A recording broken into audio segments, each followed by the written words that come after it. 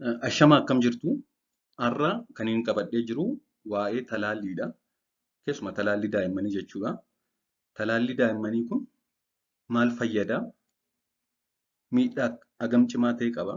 Akkasumas waa'ee kanaa maal beekuu qabu maatiin kan jedhuun qabadhee jira.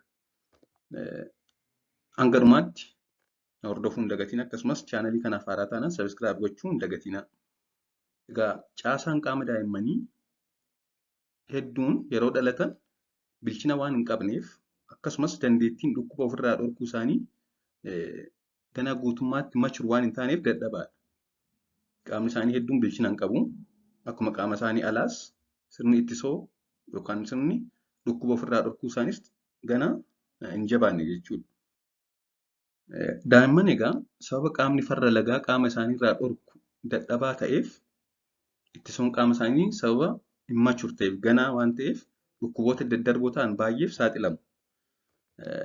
Jarmiiwwan adda addaa kanneen akka baakteeriyaa, vaayirasii, pirootoozoo adda addaa akkasumas maxxantuuwwan garaa qaama daa'immanii karaa garaagaraa kan seenuun dhibeef isaan saaxilan hedduudha. Vaayireesonni, baakteeriyaan, pirootozoowwan adda addaa, paarasaayitoonni, raammoon garaa keessa adda addaa kan daa'imman saaxilan hedduudha. Biyya keenya keessattis egaa talaalliin dhibeewwan daddarboo tokko tokko sababa jarmootaatiin dhufan ittisuuf bara 1980 irraa eegalee kennamaa jira. Yeroo sana xiqqoo ture dhibeewwan muraasa ittisuuf kan kennamudha.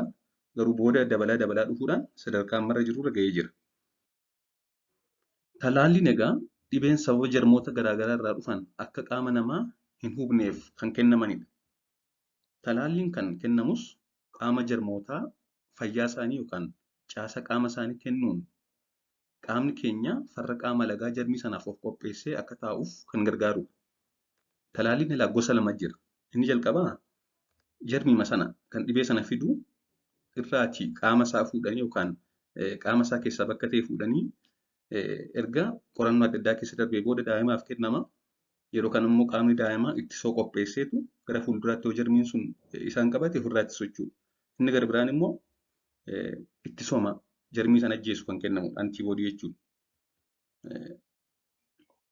Yeroo egaa qaama jarmootaa fayyaa isaanii yookaan caasa qaama isaanii kennuun qaamni keenya farra qaama lagaa jarmii sanaaf of qopheessaa akka ta'uuf kan gargaarudha yeroo jennu jarmichi qorannoo baay'ee keessa darbee yommuu namaaf kennamu qaamni namaa farra qaama lagaa kan jarmii kanaa ta'e qopheessuun gara fuulduraatti jarmooliin akka kana baakteeriyaas haa ta'u vaayirasii qaama namaa keessa yeroo seenan salphaatti qaama irraa lolu rakkoo fayyaatiif akka hin saaxilamne godha. Dursaniitti qopheessuudha jechuudha. Yeroo dhibeen sun dhufu immoo already ittisoon qaama isaa waan jiruuf dhibee sana ofirraa ittisa. Gama biraatiin immoo talaalliin farra qaama alagaa qaama keenya irraa lolus kallattiin ni kennama. Antiboodiin kallattiimaan dhibee sana lolu kan kennamanis jiru. Talaalliin dhukkuboota bebbeekamoo kanneen akka daranyoo sombaa yookaan TB, pooliyoo, garaa kaasaa, roota vaayirasii kan jennu, infekshinii sombaa, vaayirasii tiruu yookaan hepataayitiis gifira kan kana fakkaatan daa'imman irraa loluu keessatti gahee guddaa taphatu.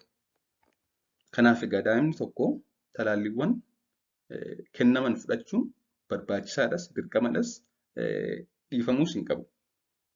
Namoonni hedduun talaalliin miidhaa addaa fidaa, ootizimii fidaa, dandeettii sammuu daa'imaa akkas godhaa, maaloo godha kan jedhanii kan odeessan jiru kun sobaadha.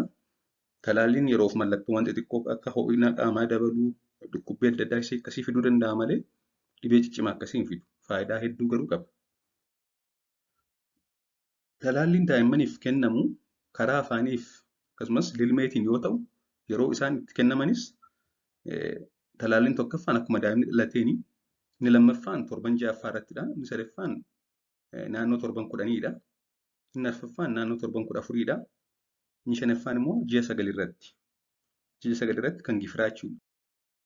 Dabalataanis talaalliin baatii 15ffaa irratti waggaaf ji'a 3tti gifiraaf kennamu kan lammaffaa ni jira. Akkasumas vaayitaamin A daa'immaniif baatii 6 irraa jalqabee hanga waggaa 5tti ni kennama. Kanaaf egaa daa'imni tokko tajaajila talaallii jalqabdee addaan kutuu osoo hin taane talaalliiwwan kanneen hanga xumuraatti fudhachuun barbaachisaadha. Dhibeewwan daddarboo adda addaa irraa ittisa. Faayidaa hedduu qaba. Kana maatiin dagachuu hin qabaniin galatoomaa turtii gaarii.